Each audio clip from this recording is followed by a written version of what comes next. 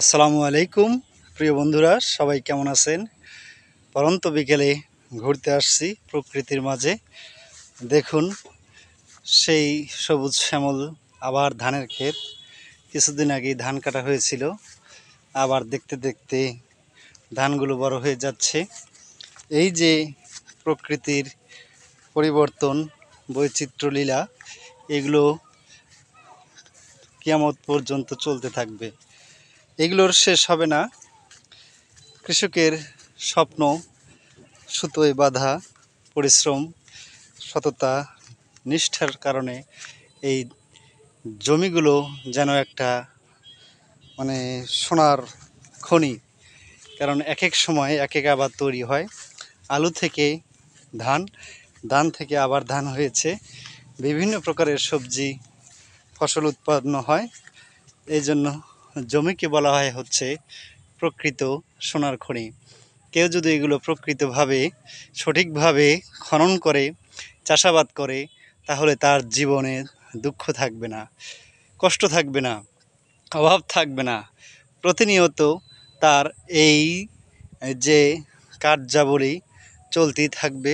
সেই কাজগুলো করতে করতে এক সময় জমি জমি থাকবে, জমির মালিক পৃথিবী থেকে বিদায় নেবে।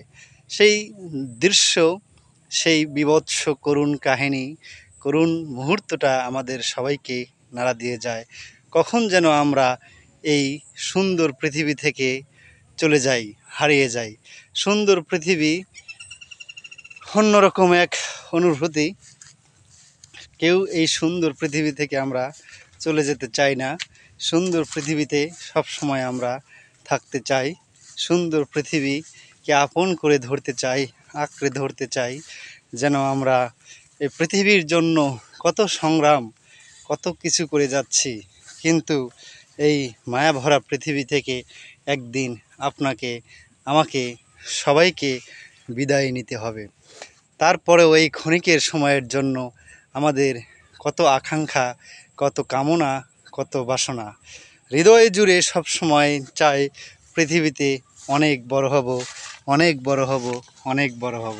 কিন্তু আমাদের সেই চাওয়া, সেই পাওয়ার কখনো শেষ হবে না, শেষ হয় না। তাই আসুন বন্ধুরা, পৃথিবীর পাশাপাশি আমরা চেষ্টা করি পৃথিবীর মায়া কিছুটা হলেও ত্যাগ করে যেন আমরা সর্বোচ্চ আখিরাতের বা যে পরকালীন স্বার্থ, সেটাও আমরা একটু খেয়াল করার চেষ্টা করি। শুধু পৃথিবীকে ভালোবেসে, পৃথিবীটাকে আঁকড়ে ধরতে চেয়ে আমরা কিন্তু সব কিছু হারিয়ে ফেলছি। কিন্তু আমরা নিজেও বুঝছি না কখন আমাদের মাঝ থেকে, আমাদের কাছ থেকে সময়গুলো চলে যাচ্ছে। নির্দিষ্ট সময় নিয়ে এসেছি, সেই নির্দিষ্ট সময়গুলো কেমন যেন ধীরে ধীরে বিলীন হয়ে যাচ্ছে, কমে যাচ্ছে। আগের কি চেহারা ছিল শৈশবকাল থেকে শুরু করে যখন যৌবনকাল, তারপরে আসবে বৃদ্ধকাল, আমাদের চেহারার ভাঁজ পড়ে যাবে, আমাদের চেহারা চুল পেকে যাবে, দাড়ি পেকে যাবে। সব কিছু কিন্তু এক সময় আমাদের কাছ থেকে বিদায় নেবে। সুতরাং সুন্দর পৃথিবীর মায়া ছেড়ে আমাদের যেতে না চাইলেও, মন না চাইলেও চেষ্টা করি আমরা পরকালীন কিছুটা হলেও প্রস্তুতি নেই।